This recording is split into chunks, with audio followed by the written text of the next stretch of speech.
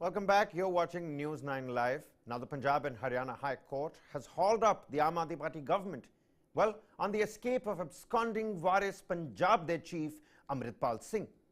This after the Punjab government had told the Punjab and Haryana High Court that the National Security Act has been invoked against Amritpal.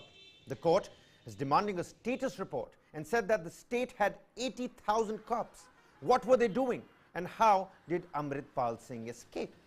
Describing it as an intelligence failure of the state's police, the court has noted that the police had launched a crackdown against the leader and his outfit. But the big question still remains: where is Amritpal and how did he escape? पिछले दिनों कुछ तत्व ऐसे थे जो विदेशी ताकतों के हाथ चढ़कर पंजाब में माहौल खराब करने की बातें कर रहे थे, नफरत भरी स्पीच दे रहे थे, कुछ ऐसे कानून के खिलाफ बोल रहे थे, तो उन पर कार्रवाई की गई है और उस कार्रवाई के दौरान वो सब लोग पकड़े गए हैं और उनको सख्त से सख्त सजा दी जाएगी। संयम और बहुत मैच्योरिटी के साथ मान साहब ने कार्रवाई की है। इसके लिए मैं भगवंत मान साहब को और आम आदमी पार्टी की सरकार को बधाई देना चाहता हूं। पिछले कुछ दिनों की कार्रवाई ने ये दिखा दिया है कि कड़े से कड़ा कदम उठाने के लिए भी आम आदमी पार्टी की सरकार तैयार है।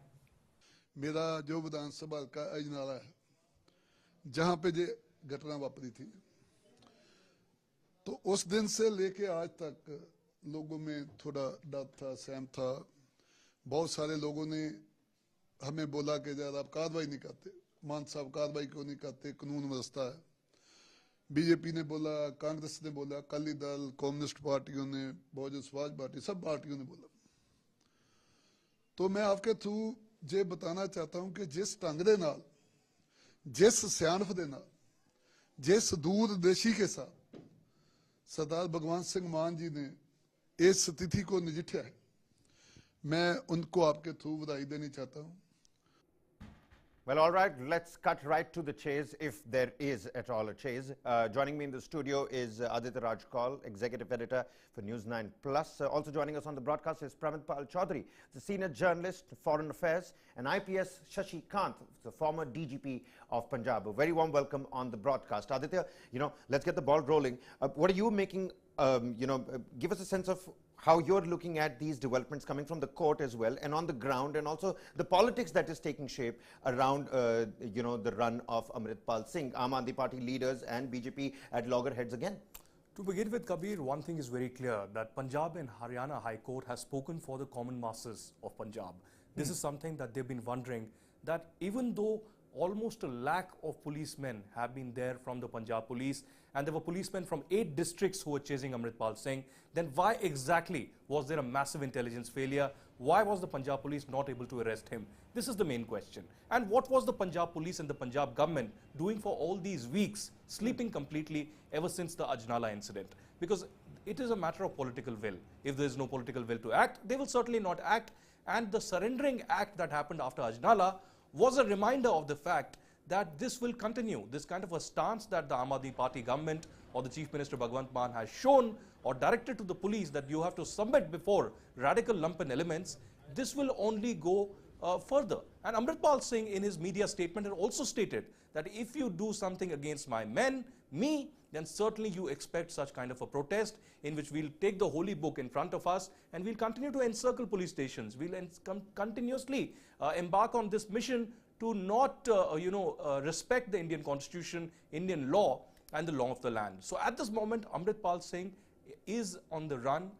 He is a fugitive. NSA has been invoked against him. But it seems that the Punjab police and the local intelligence agencies who are responsible for law and order in Punjab are completely clueless, do not know how to react to the situation. And this is certainly going from bad to worse. All right, former DGP Punjab, IPS Shashi Kant, also with us on the broadcast here.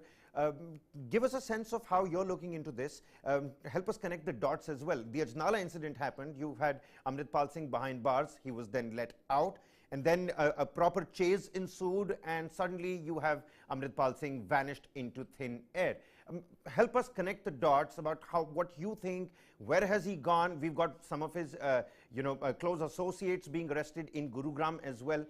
Any word on where Amritpal Singh himself could be? Look, one thing is clear, that whatever action the Punjab government has taken is too late, too little, and too late. They should have acted well in advance.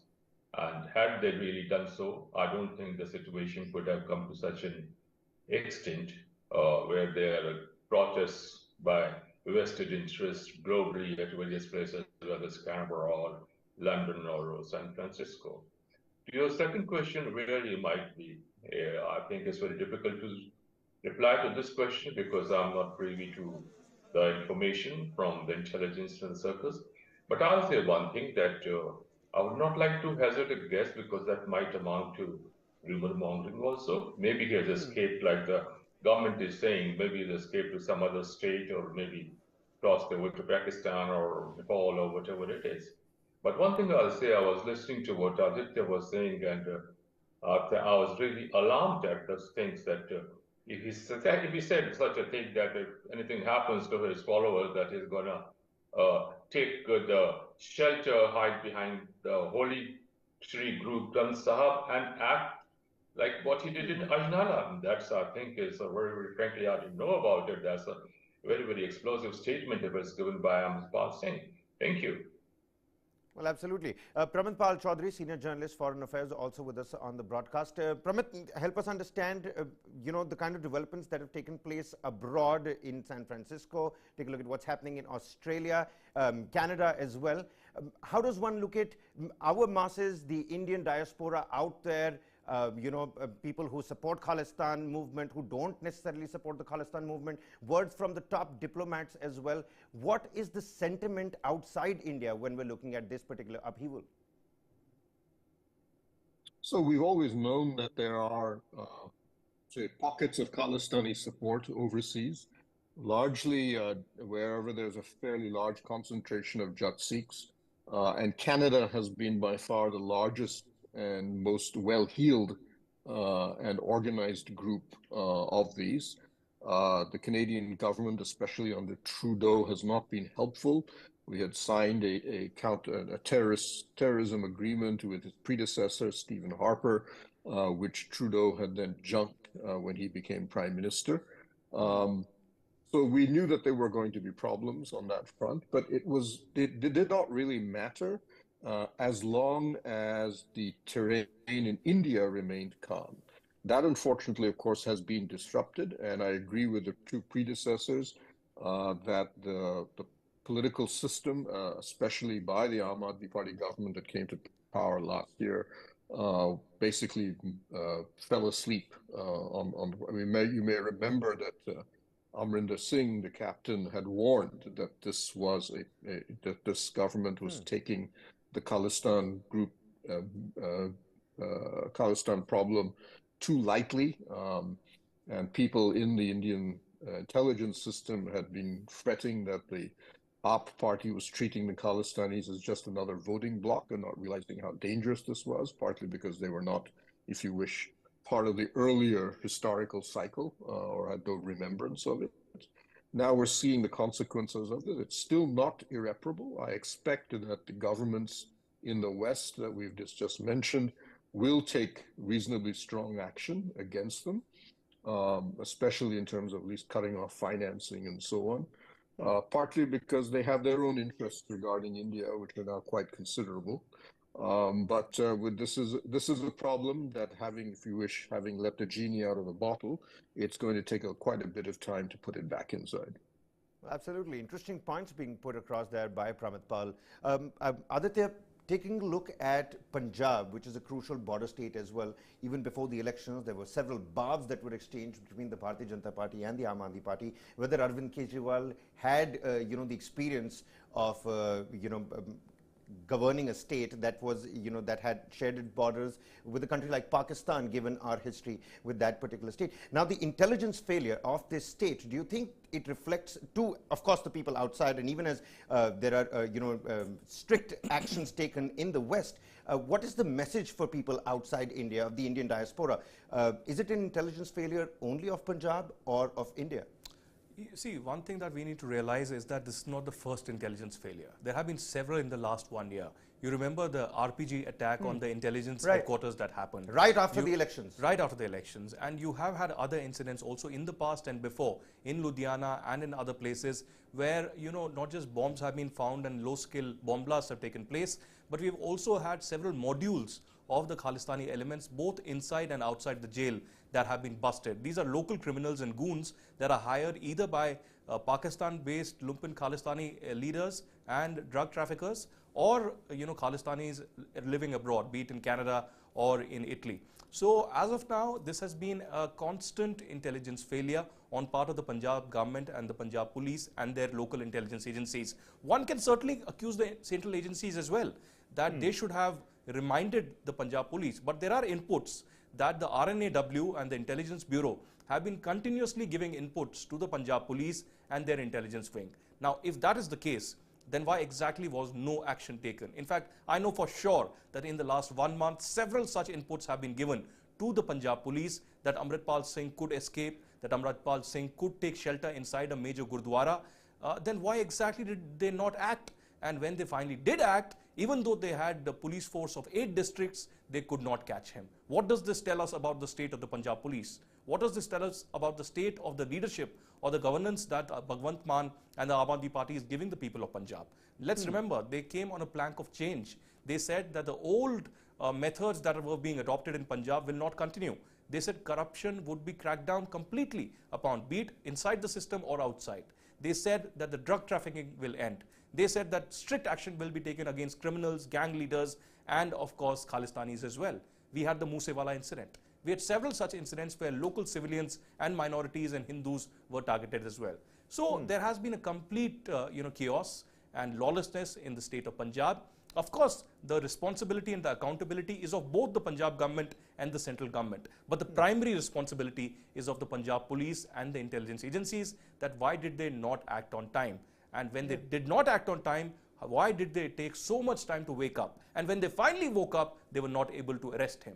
So there has been a complete, absolute failure, lackadaisical approach. And even now, they are clueless how the road ahead would be. They have no clue where Amritpal Singh is.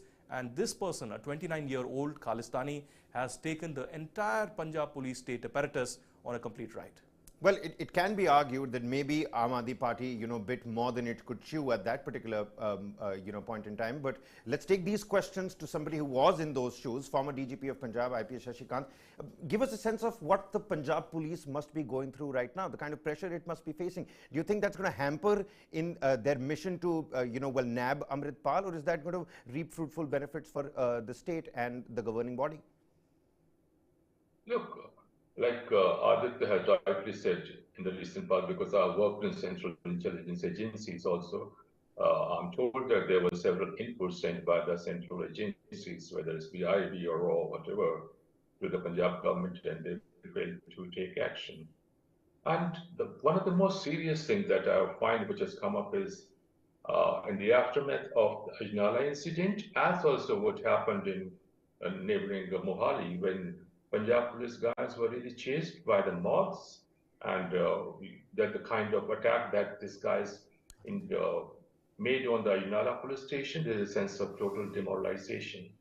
One thing again I'll add here, that unfortunately or fortunately, in any force, I have been in the force for almost 4 decades now, we always look at the political leadership for guidance, for right reasons or wrong reason.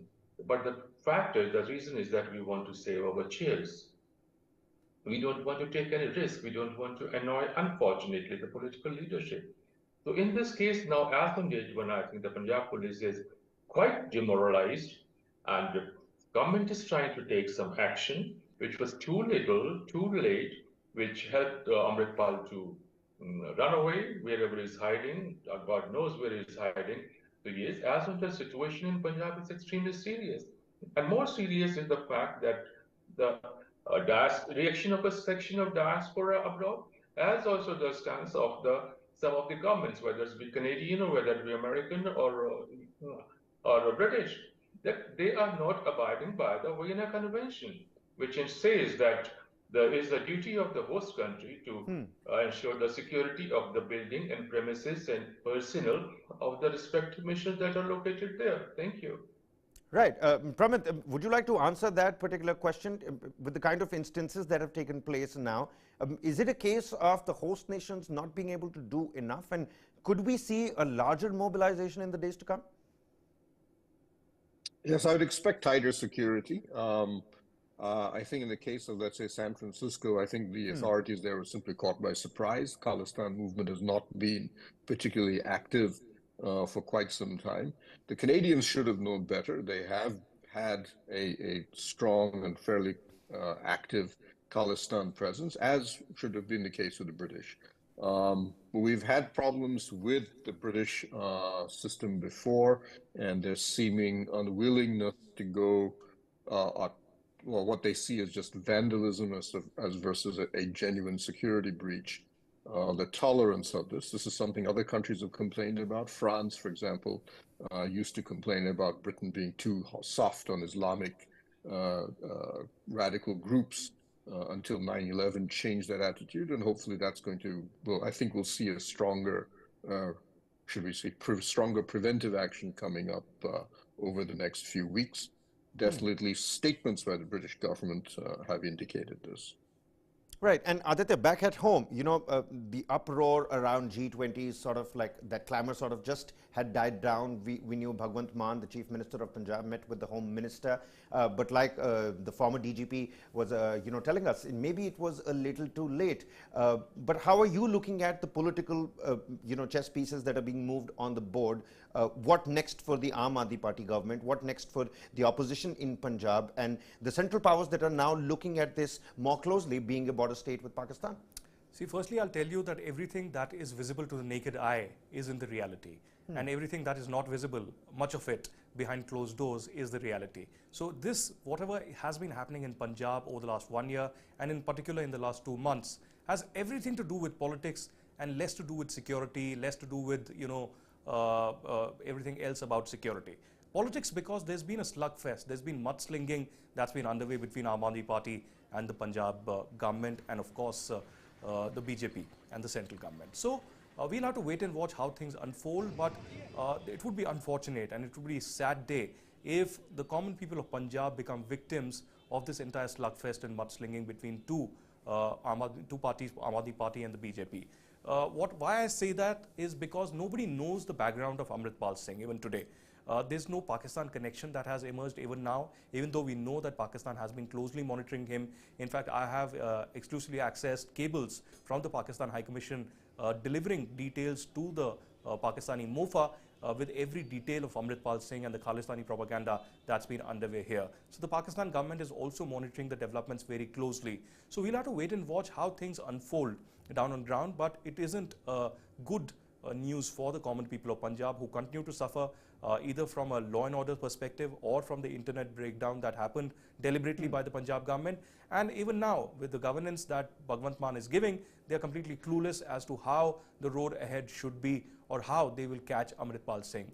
In any case, this is a story that has just begun, and we haven't certainly seen the end of it. Well, right. I mean, let me rephrase that. The chase has just begun. And just to put IPS Shashikant on the spot there, sir, is there a playbook that the Punjab police or any police should go by with a character like Amritpal Singh on the run, absconding? You've got your forces. Is there a particular playbook or, you know, a style of mission?